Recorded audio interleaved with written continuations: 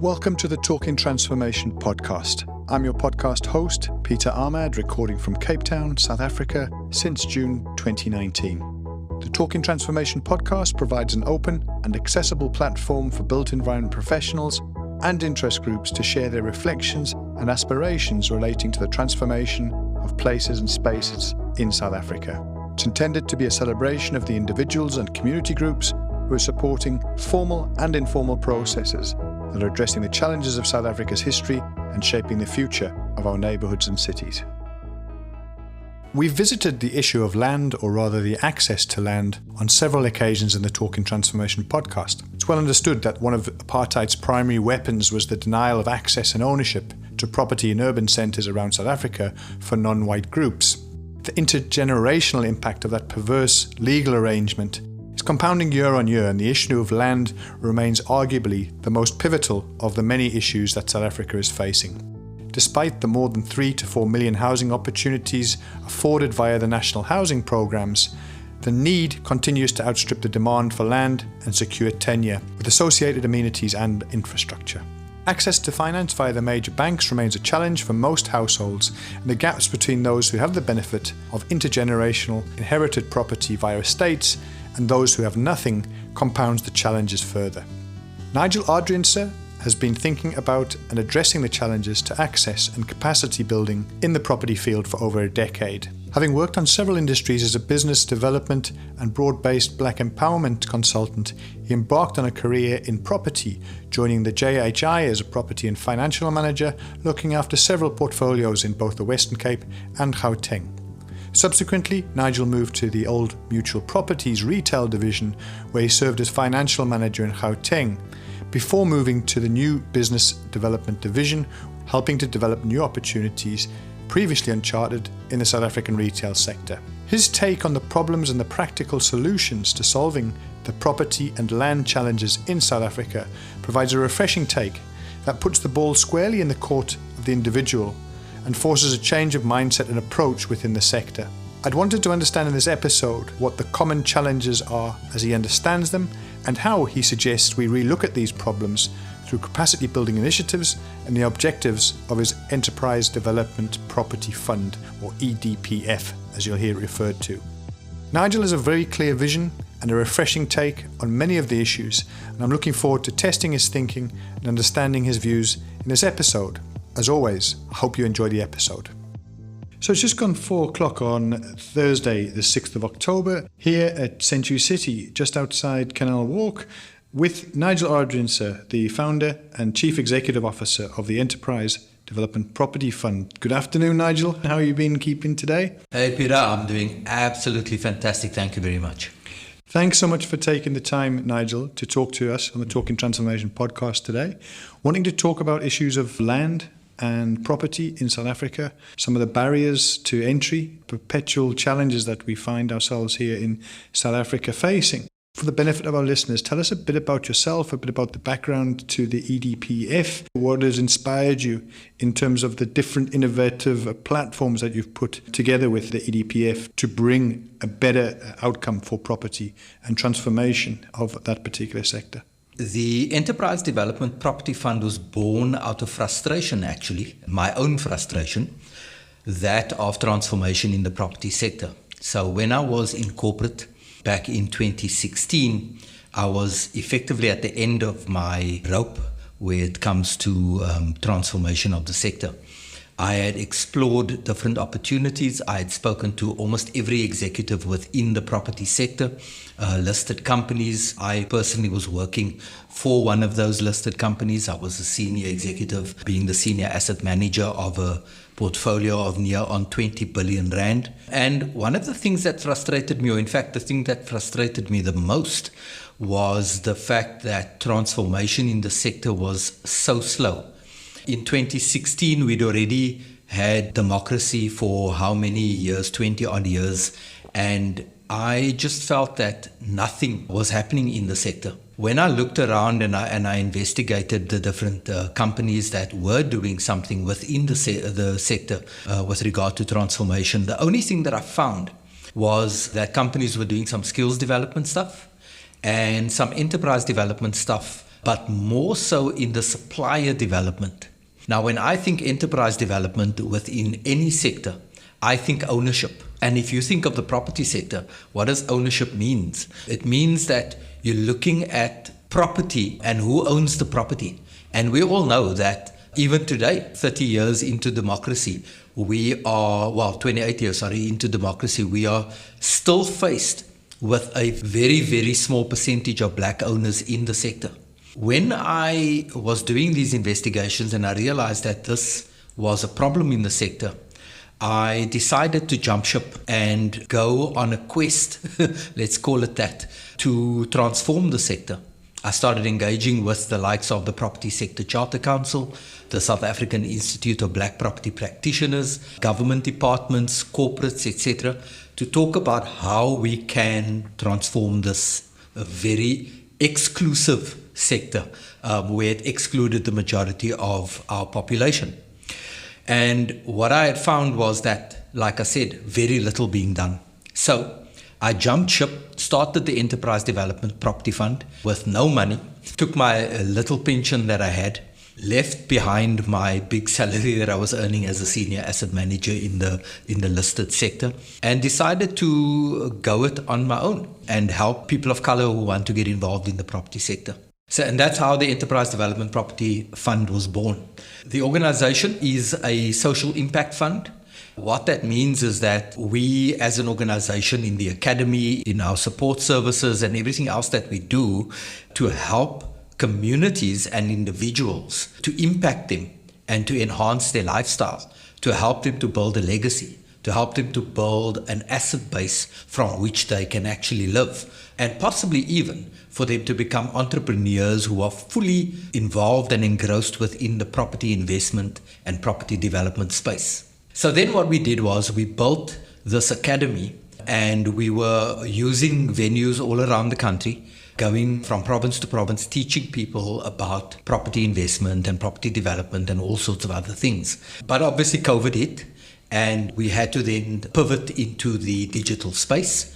And what we then did was we built a platform where anybody could access the academy and learn all about property. There are 16 different disciplines that we teach, including things like legal aspects of property, financial aspects of property, how to build a property investment portfolio, how to become a property developer, project manager, facilities manager, property manager, and a whole host of other things that we teach. And as we are most likely going to talk about the 4 barriers of entry later, we set out to break those 4 barriers of entry into the property sector.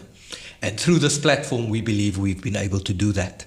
Effectively, what EDPF is all about, it is about transforming the sector. It is about changing the landscape of property ownership patterns in the country. That is our vision and our mission. And we use the tools that we have, the years of experience within our group of support services, within the group of our lecturers. We have 27 volunteer lecturers who work inside of our academy.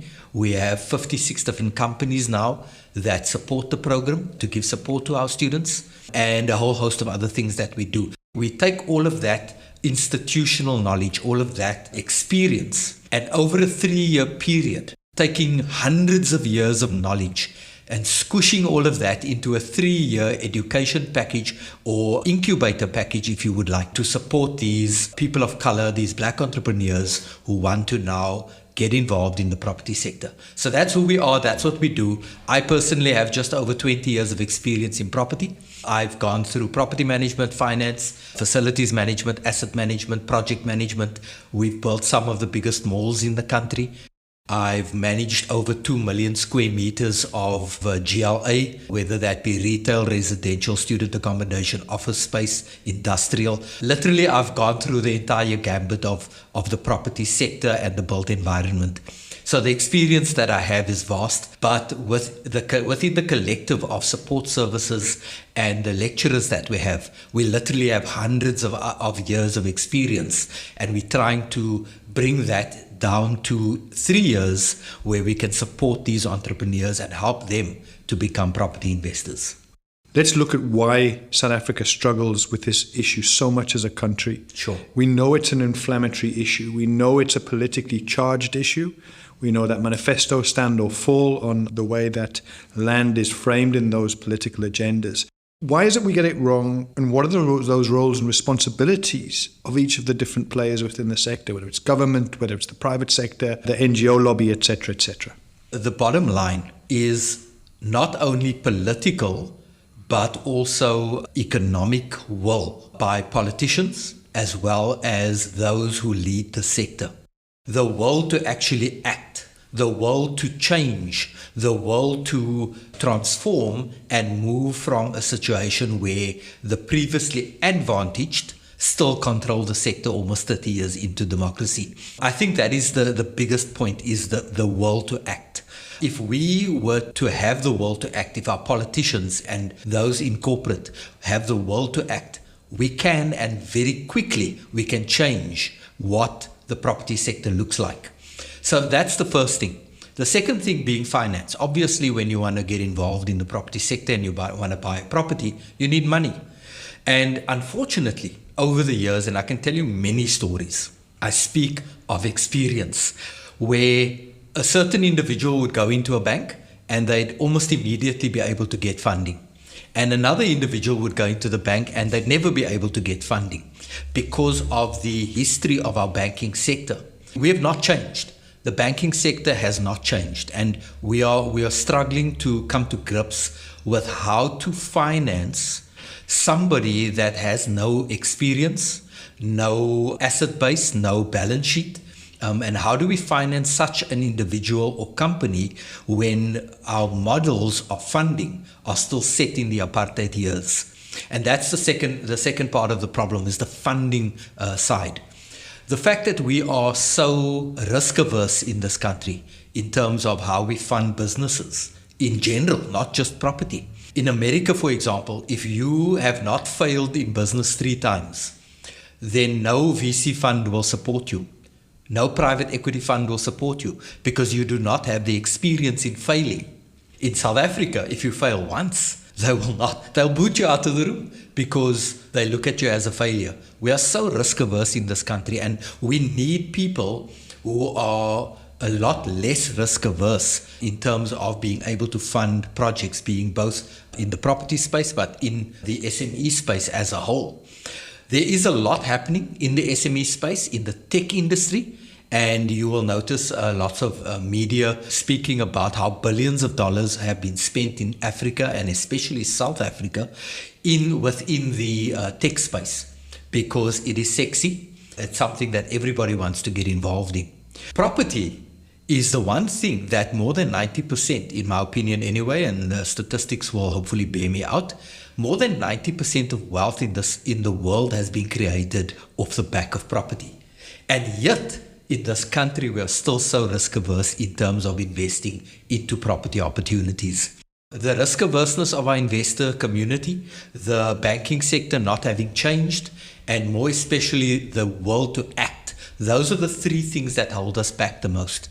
But then obviously there's the selfishness of wanting to hold on to your property. If you own a property, you wouldn't want to give away that property. You wouldn't want to share that property with anybody else. If you have property, then obviously you're not going to be giving that away. So transformation is very difficult if those who have are not willing to share with the have-nots. So those are the 4 main areas, in my opinion, that are sort of stopping us or hampering growth within or transformation, within the property sector.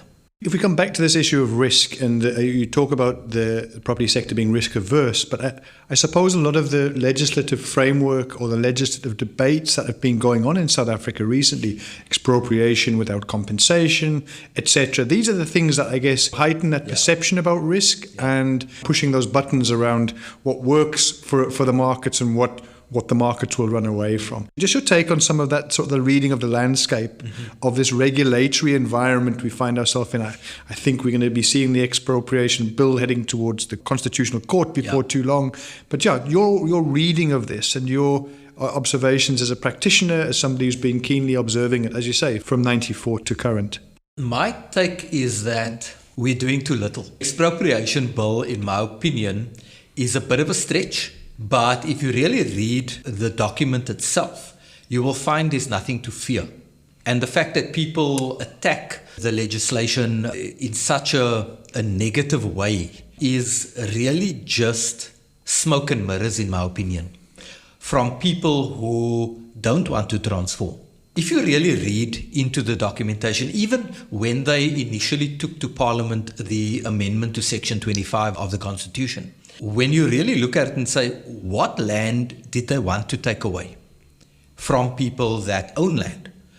It's not the land that is already developed. It's land that is undeveloped, land that is not being utilized for anything, land that is there for speculation.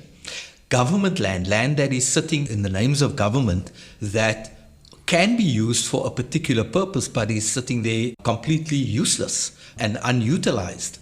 That's the kind of land that government wanted to take away, and still do today, in fact. Even when you look at land where an owner of a piece of land or property owes the municipality more than what the land is worth in terms of rates and taxes that they owe. That's the kind of land that government wants to take away without compensation. If you really look at it and consider the legislation from a critical eye, you will realize that all the huff and puff that's going on in the media and has been going on in the media for many years is really just that smoke and mirrors. On the one hand, I don't think we are doing enough. And on the other hand, there's too much of that smoke and mirrors going on. People hiding behind all of that, not wanting to transform the sector. If we should look critically and inward and say, okay, what would we want to do to transform the sector? Number one, accept the bill for what it is. Don't go out there and put out rhetoric that's going to speak against the bill. Understand the bill, understand what kind of land government wants to take away, and then you will realize that actually all that smoke and mirrors is exactly that, just smoke and mirrors. From a perspective of the private sector, there's so much that we can do in the private sector. There are big corporates who own vast tracts of land that's just sitting there unutilized. They could partner with people of color to say, let us help you to build a property portfolio and we'll do a joint venture. We've just recently, in fact, with two of our students, signed a contract with one of the Western Cape developers. I won't mention any names, but we've just recently signed a contract with one of these Western Cape developers to utilize a piece of land that they own, 7,500 square meters. And the joint venture agreement stipulates that the partnership between my students, our organization, and this company is that they will put in the land at a particular value. They won't get paid up front. They'll get paid on the profit of what we are going to do. We've then brought a professional team together to develop a student accommodation complex for 408 beds. And it's close to UWC as well as CPUT. And basically the idea is to utilize our professionals, their professionals, my team, and my students to then create a joint venture that will be beneficial to all. And we can do that. I know of a particular company that owns a piece of land of 2 million square meters. 2 million square meters, that's the total square meterage of the entire portfolio of properties that I managed of almost 20 billion rand.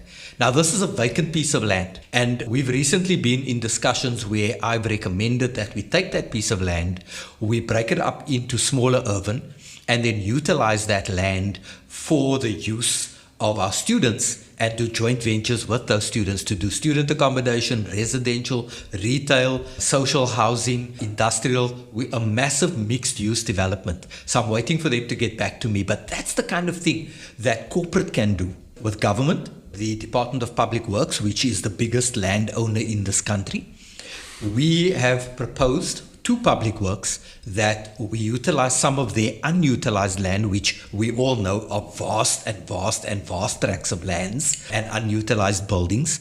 And they are quite keen to actually talk to us and have been talking to us about using the land, the public sector land, to then put that out to tender, but specifically geared towards empowering black people. And that's the kind of thing that we as an organization have been compiling, putting together in proposals, both to government, public sector, as well as private sector. And it seems to be working. Just this deal that we're doing in Nooiensfontein here, close to UWC. It's 6.9 kilometers away from the university. And we know if you're in the student accommodation game, you need to be within 7 kilometers of the university. So that falls perfectly in line with their requirements. And we're building these 408 beds in order to help the university. And we've managed to do a private sector deal with a private company that wants to transform and utilize their enterprise and supply development points to do so. It's really interesting, Nigel, when you're talking about these different facets, the different players, the different landowners. Just driving here today from the CBD, it's almost like a journey in itself through the property landscape, certainly of the Western Cape. Starting off in the commercial CBD, Central Business District, the historic commercial and civic core, where you've got the castle as it was, as a fortress, and the most recent building that's going up there, that Harbour Arch development, is enormous new building that is expanding the GLA of that particular part of the foreshore. Then, of course, travelling through District 6 and the history of the forced removals in that space. Then arriving here, just coming off Sabi Road and Eysterplaat Airfield. Yes. That's exactly that public works come defence land that's available. Huge amount of land which seems very much underutilised for what it is. And here we are in Century City, an example of a new wave of commercial development post-94 with a vision. And here we are with some of the most valuable real estate in Southern Africa. Yes. So it's almost that one journey just to get here, which took no more than 15 minutes, but the richness of the different stories and those different dimensions you've alluded to in one umbilical cord between the CBD and Century City. Just interesting to reflect on that from my side. We've talked about the 4 different barriers, and tell me how this idea of the EDPF as being an impact fund with a mission to empower historically disenfranchised entrepreneurs. Tell us a bit more about that and how you are thinking about scaling up, speeding up the impact of this fund. The idea behind the EDPF is, again, to break those 4 barriers to entry. So let's look at the 4 barriers first of all. The first barrier is education, understanding of the industry. So what we've done, we've built the academy. It is online. Anybody can download and join the academy and learn all about the property industry and all those different disciplines that I've spoken about. That's the one aspect, breaking the barrier of education and understanding of the sector. So that's the first and foremost, the thing that we did as EDPF was to break the education barrier. And we did that using this online platform. The second one was support services. We wanted to give the support that these entrepreneurs need, and any business, you need support. In this industry, if you want to become a property investor or a property developer, you need people like architects, quantity surveyors, town planners, engineers. You need lawyers, accountants, tax consultants, and a vast array of people that you require to help you build your property portfolio. And what we've done on that very same platform, we have put together a support base. So we've got, like I said, 56 different companies that have now come on board through their enterprise and supplier development spend to support our students. Just as one example, last night we had a session with Mac Roberts Attorneys. They're one of our biggest supporters. Mac Roberts Attorneys have this SME platform where you can write up contracts, you can do an offer to purchase or do an acknowledgement of debt, you can do a shareholders agreement or any other legal document that you require. They also give on the same platform support, legal support, where they give free access to their attorneys and they will give you guidance and support and advice. Normally, for any SME, this platform would cost 3,000 Rand. They've given this platform to our students for free. That is just one of the ways that these companies have come on board to support our entrepreneurs. So that's breaking the barrier number 2, the support barrier. Then there's barrier number 3. Finding access to markets. We've done deals both with public works that we spoke about earlier on, where we're dealing with public land, and then we also have deals with private sector to access the private sector land to say, let us use this land to then create a development opportunity, maybe for 1, maybe for 10, maybe for 100 of our students. Like the 2 million square meter one that I spoke about earlier, that is one opportunity where we could support more than 100 students in one piece of land. So breaking the third barrier, which is access to market, we are there. We're dealing with government, we're dealing with private sector. Then the final barrier, money. Access to finance obviously is the biggest barrier because you need a lot of money. Even if the bank were to give you a bond, they would normally give you a bond anywhere between 50 and 90%. That's the norm. If it's residential, they'll give you up to 90%. But if it's a development, they could give you as little as 50%.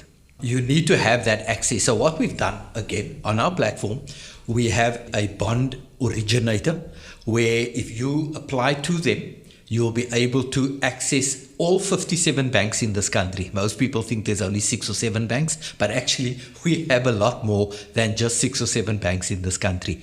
And this originator will apply to all these banks on your behalf. And it's all online. You literally just put your details in and they then apply to all the banks. So from a bond perspective, we're covered. From a grant perspective, where government sometimes give grants, so there are organizations like the NEF, the National Empowerment Fund, got the Gauteng Partnership Fund, you've got CEDA and CIFA, got the FLISP subsidy. There's a whole range of the subsidies and support services that government give to either give you money for free, where you can get grant money, or where you can get money at a low interest rate. So we've been able to negotiate with several of these government institutions. Just 2 days ago, in fact, I was on a call with the National Housing Finance Corporation and the Gauteng Partnership Fund to negotiate a deal for one of my students where they are putting in 90% of the money and we have to raise the other 10% for him on his equity, which originally was going to be a 70-30 split. We were now able to negotiate a 90-10 split, where one of the two partners are going to come in as an equity partner, say 30%. The other partner will come in as a debt funder at 60%, and we then have to raise the other 10%. So there are lots of these government institutions where you can get grants and low interest loans. Then there are short-term lenders. There are 4 that we've partnered with, where you need money, say, for 6 months just to do something quickly and then get your money back. We've also partnered then with development funders. And in fact, we have partnered with the banks directly as well. So all the traditional ways that you can lend money and get grants and so on are all now on our platform. So we've broken that barrier to a certain extent. But then there's always the equity portion. The jockey, the person who runs that particular project, has to come up with the equity, whether that be 10% or 100%. The jockey has to come up with that equity. So we've now managed to build 3 different platforms. The first one is a traditional, normal one that everybody in South Africa knows about. It's called a stokvel. So we've built our own stokvel where everybody puts in 1,000 rand a month, and then with that 1,000 rand, if we've got 100 people or 50 people or whatever, we then take that money and we go and buy property. Or we invest in property opportunities that are brought to us by our students so that we can help them with that equity portion. Then the second one is our crowdfunding platform, which we're about to launch. Our crowdfunding platform works just like any other crowdfunding platform. There are lots of them out there in the market. There's Uprise Africa, there's Go Getter, and a whole host of others. Our crowdfunding platform, however, is specifically geared towards property. So when you, as one of our students, come to us and say, listen, I need 5 million, I need 10 million, I need 20 million, whatever the number is, you then work with our team. We do the feasibility, we do the due diligence, and then we package it, we put it on the crowdfunding platform, and then our investors will come and they will invest into your project. Then we've gone even deeper than that. We've built our own token in the blockchain where, unlike cryptocurrency, we have built something that actually has value, something that has real tangible value. And that is a token where the underlying asset is property. So what we've done is we've built this thing called the Cobalt blocks with an X, and we've minted the tokens already. We've brought together a portfolio to begin with of 13.2 million rand. We've minted 1,320,000 of these tokens at a cost of 10 rand per token. We're about to launch that as well in the next couple of weeks. And basically what the idea is to help this one student of ours to take that portfolio of his, use the Cobalt blocks then to raise more money for him to then go and buy more property to expand his property portfolio. So those are the 3 things that we've done to build capacity for our students to be able to raise capital. The stokvel, the crowdfunding platform, and our Cobalt blocks, which is based on the blockchain. That's breaking the fourth barrier of entry. And we've gone to enormous lengths to have all these relationships, all these partnerships, and building our own platforms to be able to break that fourth barrier to entry into the property sector. So those are the four barriers of entry. That's how we've come together to break those barriers. And hopefully, in fact, not even hopefully, we've actually got evidence of how our platform has allowed our students to be able to break the barrier. We now have we've got a survey that we did last year. We are busy updating the survey at the moment, or we're just about to, update the survey. Last year, 136 of our students completed the survey. And those 136 students, while they were with us, had either bought or built over 200 million rands worth of property. So we know that the project works. We know that the system works.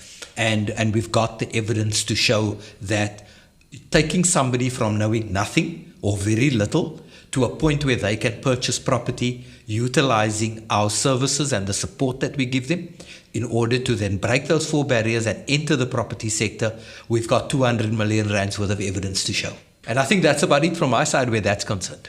It is interesting to think that on the one side, you're talking about innovation playing a role, that you've got technology playing a role, but then you've also got almost convention, this idea of Stokvels, which have been around forever and a day, very much inculcated within South African communities. Each of these is playing the role, the innovation, the tech, and the convention. I mean, it sounds like you're melding that into a particular approach, which is yielding dividends. Yeah. What does define success for you? If we fast forward from this point, 2022, we know we've come out of a tough time. We know that in terms of property, we're seeing, particularly in the commercial space, some real challenges in respect of vacancy rates and so forth. We know that affordability of housing is becoming increasingly challenging, not just within South Africa, but as a global trend. It's almost like the property cycle always continues, it's always on its feet. It's an agile market.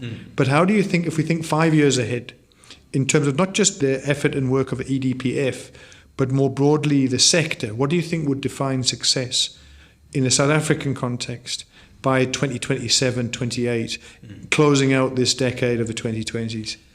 Our first 5 years ended December last year because we started this thing out in 2017. And we've effectively reached all of those goals. In fact, we've exceeded most of those goals. Some of the goals that we had for 10 years have already been achieved. So as an example, in the first 5 years, we wanted to have 100 students on our platform. We have 250 students on the platform. We wanted to reach 100 million rands worth of properties secured. We've doubled that. We only wanted to be online in about 5 years' time. We have now gone online thanks to COVID. So we've already achieved one of our long-term goals. For me, success is never to be reached, really, because personally, I want to leave a legacy that is ongoing, a legacy that will, way beyond the time that I'm gone and left this earth, will only then really see the fruits of the labor that we put in now. I've always been one to, a friend of mine said, I've got a Moses complex where, where I stand this side of the Jordan River and never actually see the promised land. But I always believe that the things that I do has long-term impact. This is not the first thing that I've been involved in that I believe the fruits will only come after my death. So for me, success really in my lifetime would be to reach those goals, those short-term goals, those medium-term goals. And one of those goals, which I would like us as EDPF to have reached within the next 5 years by 2027, 2028, maybe 2030, because it is such an audacious goal, is what we call the hashtag 1 million title deeds. And we've just partnered with one of the big property sector online platforms, which we're going to launch next year in 2023, January or February, is this thing called the 1,000 Rand Property Challenge. And basically what that challenge is all about is, number one, we want 1 million people to buy properties of 1 million rand. So hence hashtag 1 million title deeds. We want 1 million people to be affected in such a way that they buy their first property and receive their first title deed, in the hope that for each of those properties on average would be about 1 million rand. So if you look at that and you multiply 1 million by 1 million, that's 1 trillion rands worth of property by the turn of the decade, 2030. That's the one thing. Number two, how are we going to reach that goal? We're doing this thing called the 1,000 Rand Property Challenge. And basically what I want to do here is we want to start with 100 entrepreneurs. We want to give them 1,000 Rand each to then help these 100 people to take that 1,000 Rand, turn it over a couple of times so that at the end of the day, they can purchase their first property of 1 million Rand. So taking 1,000 Rand and converting it into 1 million Rand using different methodologies. And we will teach these 100 people how to use these different methodologies. And we will then document that so that anybody who wants to follow that journey and do it for themselves, they can then take 1,000 Rand and do the same and eventually become a property owner of 1 million Rand. And I'm hoping that by 2030, with the support of this big platform that we are journeying with, that we will be able to reach 1 million people who will each follow that journey, buy their first property of 1 million Rand, and then turn the sector. Now, just imagine, the property sector as a whole is worth about 6 trillion Rand, of which 4 point something trillion is residential. Now, if we get 1 million people to buy a property of 1 million Rand, that is 25% of the entire property sector from a residential perspective. So we would have then transformed 25% of the property sector. And that's really the goal. That's where we're pushing towards. We want to transform the sector. And for me, just the beginning is a 25% mark of 1 trillion Rand, with 1 million people having bought 1 million Rand properties each by the year 2030. Now, obviously, that's an audacious goal. It is a mind-blowing goal. It is something that is beyond reach. I myself would say that. But one of my previous pastors always said to me, if your goals and the things that you want to do don't scare you, then it's not worth doing. And that's really what it is. I want to do something that scares me, and this does. But it's also a huge challenge for me and the partners that we have got in the EDPF, where we collectively, hopefully, and that's my prayer, that by 2030, we would have been able to reach 1 million people who each have bought the property of 1 million Rand just by starting with $1,000. What about the listener who, for example, is a young professional on a nominal salary who's looking at trying to move away from, for example, their parents' place or their student digs, whatever that might be, and there's change on the horizon? Those are quite daunting prospects, particularly for the young people, even those who are employed. Forget about those who are without work. What is your message to the next generation who, in many respects, seem to have been cut off from the property sector because of exactly what you're talking about, that financial cost? I think you need a minimum household income of about 20,000 Rand per household per month just to be able to access the most affordable product here in Cape Town, for example. So, I mean, these are some real practical challenges, and I'd be really interested to get your take, a message for that generation who may well be listening to this podcast and saying, 1 million Rand house, that is a pipe dream for me now. What do I do in the short term? Sure. We have students on our program that are unemployed and have purchased property. All I can say is, and encourage anybody who wants to get involved in the property sector, it is not impossible to become a property investor even if you're unemployed, because there are ways to get involved, to raise money. We have students who do what they call sourcing. Under the guidance of a professional, they would then go look for property opportunities. They would negotiate a deal, they would structure the deal, and then on-sell the package to an investor and make, say, 15, 20, 30, 40, 50,000 Rand, sometimes even 100,000 Rand, depending on the size of the deal. Continue to do that on a regular basis. If you do that once or twice every 6 months, then within a year, you could have raised easily 100 to 200,000 Rand. Now, property is a long-term game. It's not a get-rich-quick scheme. I always say that right in the beginning, whenever we do our orientation, I always say to my students, right off the bat, the very first slide, it says, property is not a get-rich-quick scheme. It is a long-term structure, a long-term strategy. So don't think that just in 1 year you can easily go and buy 1 million Rand property. Some people have done it. I have one student that's bought over 10 million Rands worth of property in 1 year.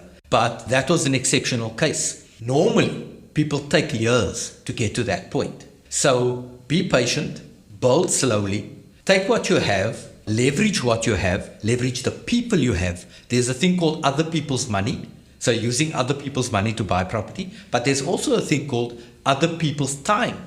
Using other people's time in order to then support you in order to build your property portfolio. So you can use other people's skills, where architects, as an example, quantity surveyors, lawyers, accountants, in order to build your property portfolio. So it's not just about you having money, having a job, but utilizing all of the skills that we could potentially teach you, or you could learn from somebody else. Because there are lots of coaches out there, lots of academies out there. I'm not purporting to be, or EDPF's not purporting to be the only one. Awesome. There are lots of people out there that you can go and get support from.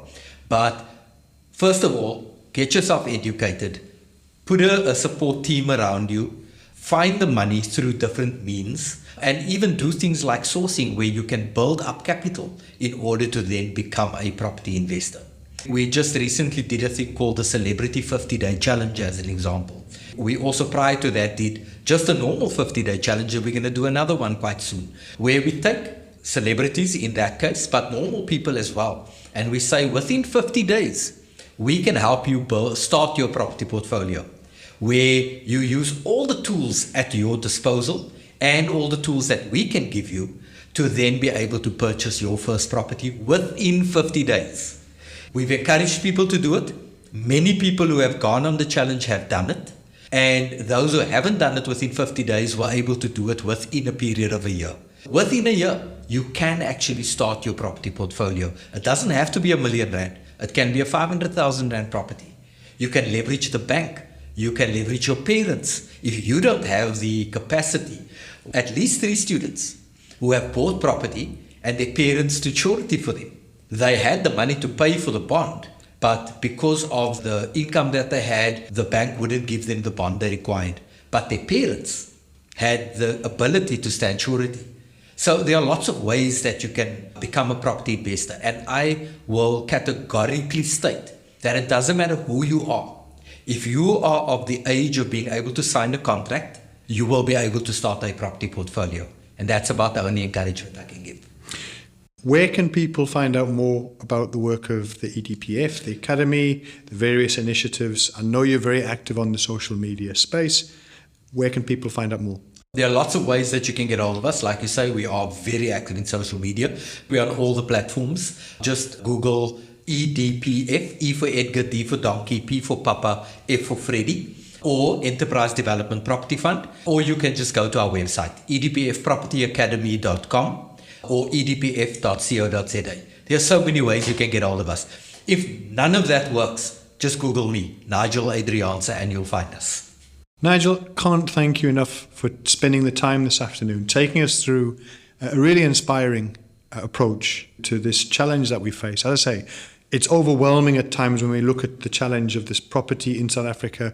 We know it's a problem across the world right now of accessing that market. But I think you've demonstrated there are ways of thinking about this in a very innovative way.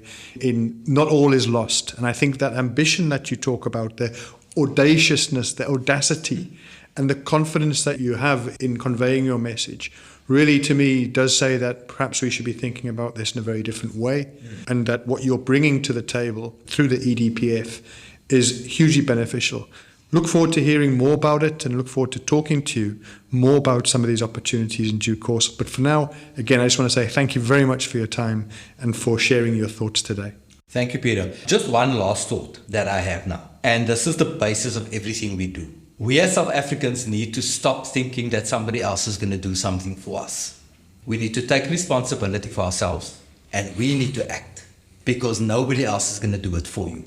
Let me leave you with that thought, because ultimately, even when you come into the EDPF program or any other program that's out there, you can learn as much as you want. You can have as much support as you want. But if you yourself don't take responsibility and act, nobody else will. Thank you very much, Peter, for your time. On that note, Nigel, thank you. We hope you enjoyed this content of the Talking Transformation podcast. Please feel free to give us feedback via our Twitter platform, that's @TalkingTransfo and the number 1, or alternatively via our email address, talkingtransformation101@gmail.com. Thanks and recognition also to Tribal Need for allowing us to use their track, Flags, as our introductory and closeout music on this podcast.